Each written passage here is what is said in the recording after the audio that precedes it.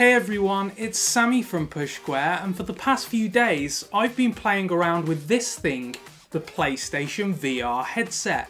But is it any good, and should you be thinking about purchasing Sony's particularly expensive new piece of technology? Well, I'm going to outline everything that you need to know in this video, so stick with me and I'll be happy to answer any questions you have at the end in the comments section.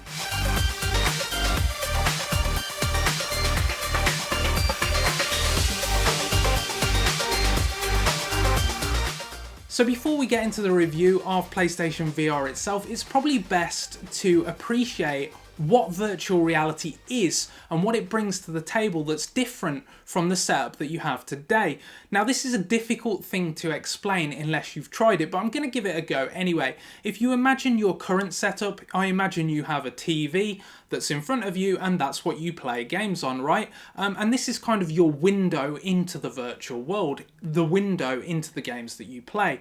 But virtual reality is different to that. Rather than being a window into a different world, it embeds you in a different world. And if you imagine being in a bubble where the game world is projected onto that bubble, that's a little bit what virtual reality is like. So you can look to the left, you can look to the right, you can look above you, you can look below you, and you will see the game world in all of those different directions. More to the point, it uses stereoscopic 3D to add depth to the image as well, and this is similar technology to what was popular in cinemas and on home TVs a few years ago, and it really adds a level of depth to the image. And when you pair all of this together, along with 3D audio, which I'll talk about later in the review, it really creates a more immersive experience than what you're used to on a standard television.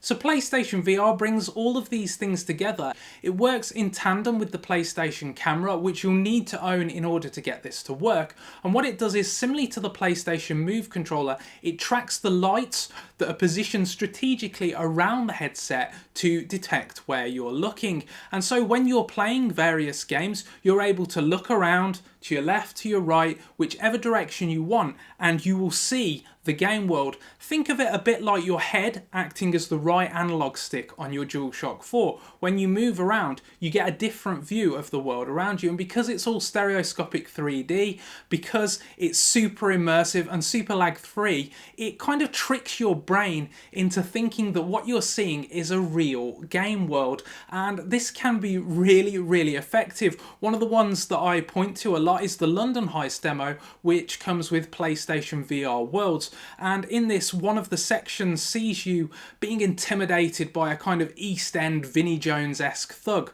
And what happens is, in one part of the demo, he flicks a cigarette at you and you'll instinctively recoil. You'll move away from that cigarette, even though you know it's not real, because your brain thinks, because of the depth of the image, because of how immersive it is, that that cigarette is real and you've got to get out of the way. And this is really the power of PlayStation VR and virtual reality in general. But PlayStation VR is definitely not perfect. It does have some issues, and these tend to pertain to the resolution first and foremost. Now, if you're used to sitting a standard distance away from an HD TV or a 4K TV, then you'll be used to pinpoint sharp image quality, and you just don't get that with the PlayStation VR headset.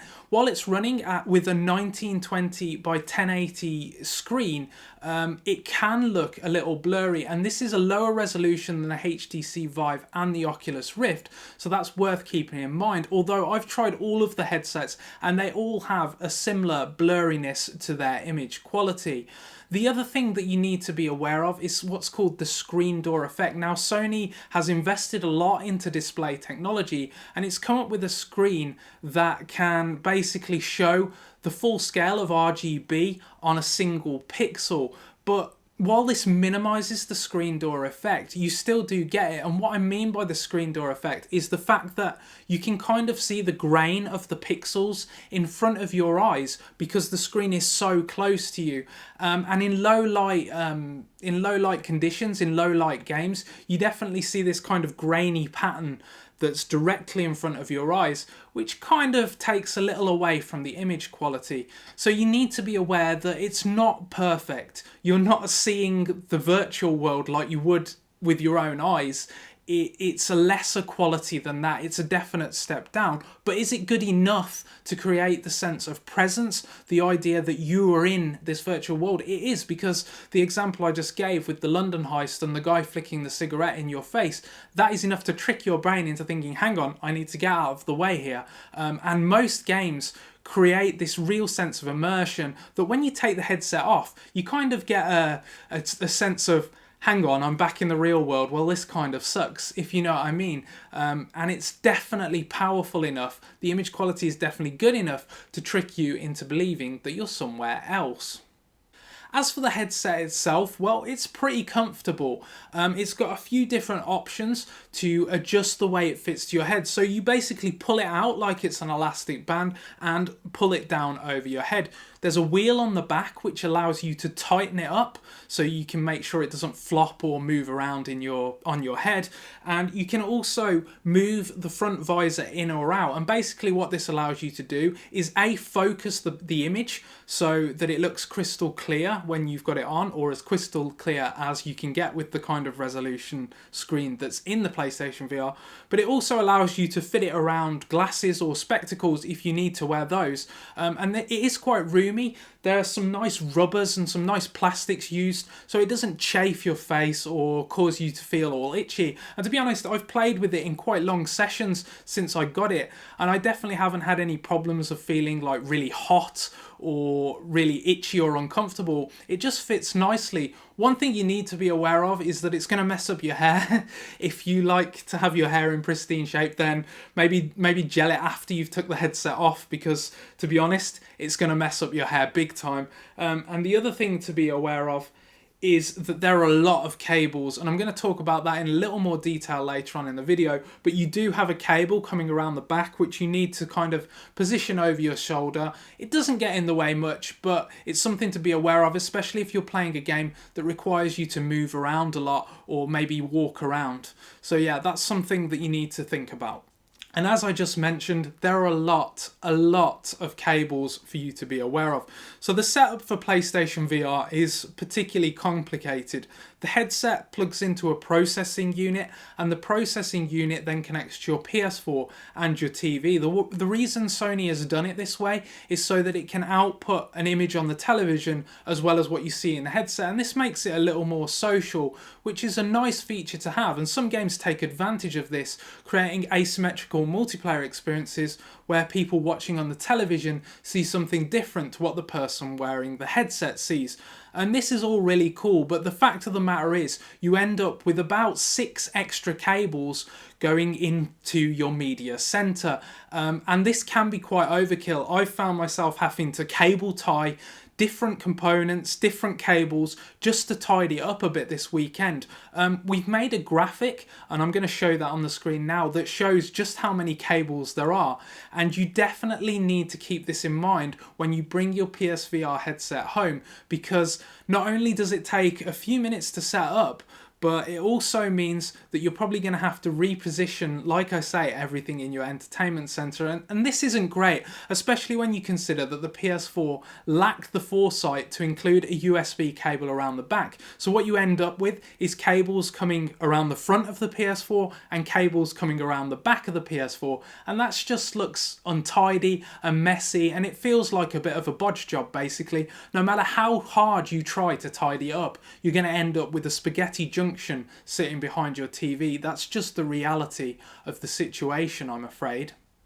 The other big thing that you need to be aware about is the processing unit itself. Now, this doesn't add any extra processing power to the PS4, but it does handle some extra little activities that PlayStation VR requires, such as the second screen that I just mentioned, and also 3D audio, which basically processes sound depending on the position of your head so that it's more immersive. But the problem with the processing unit is that it's really loud. Now, I've just upgraded. I say upgraded, it's not really an upgrade, but you know what I mean. I've just switched to the PS4 Slim, which is practically silent, and I was really happy with my setup because I didn't have the noise of my launch PS4 anymore. And now I've added the processing unit to the equation, I've got a noisy setup again. The fans on this thing are pretty damn loud, and the real problem with it is, unless you want to adjust cables and plugs and all sorts of bits and bobs every time that you want to play your PS4, you need to have the processing unit turned on even if you're not playing a virtual reality game. So you're adding that extra volume, that extra fan noise to your entire setup, and it can't be switched off independently, which is a real problem. And like I was saying earlier, it all just feels a little bit like a bodge job. It's not exactly the plug and play setup that we were all hoping for when Sony announced this thing. And while it works exactly as expected, while it's not a big problem, it's definitely worth keeping in mind, and it's not ideal. So the last thing that I want to talk about before I wrap this up is the controllers that PlayStation VR uses. Now, every game has been built around the DualShock 4, so you don't have to buy any PlayStation Move ones if you don't want to. But the reality is, if you're going to play games like the London Heist, if you're going to play Batman Arkham VR, you're going to want the two PlayStation Move ones because they're used to replicate each of your hands. And this adds another layer to the immersion. It's really great. You can basically reach out into the game world and pick up objects. When someone hands you an item, you know instinctively to take it off them. And it really works really well. The one problem is that the PlayStation Move ones, and to a lesser extent the DualShock 4, are reliant on the light bars that they have on them. And if you turn your back to the PlayStation camera in front of you and start interacting with something behind you, you'll lose the tracking on them because the camera can no longer see the lights on them. And that's kind of something that Sony is going to have to design around. People that build games for PlayStation VR are going to have to take into consideration, and it kind of limits the potential of being in this 360-degree virtual world a little bit. But it's not a major issue, and all of the controllers work just as well as you'd expect them to be honest. So I could talk about PlayStation VR for an hour and still have new things to say, but the reality is it's better off you post your questions in the comments section and I'll try to address them all personally. I've also put together a full written review which I'll link in the cards and in the description, and you're free to read that at your own leisure. But I guess my closing thoughts are these. Sony has created a technology here that can convince you you're being taken to different worlds, that you're meeting people that don't even exist. And that's mind-blowing when you stop and think about it. Yes, there are issues. The setup's complicated. There are way too many cables, and the processing unit is quite noisy. But the reality is this: once you strap yourself in, once you put that headset on, all of the issues melt away because you're being taken to a different world, to different places. And that's amazing. It's just amazing. So yeah, let me know if you agree. Let me know what your thoughts are on PlayStation VR, and do post any questions in the comments section below. And as always, thank you so much for watching.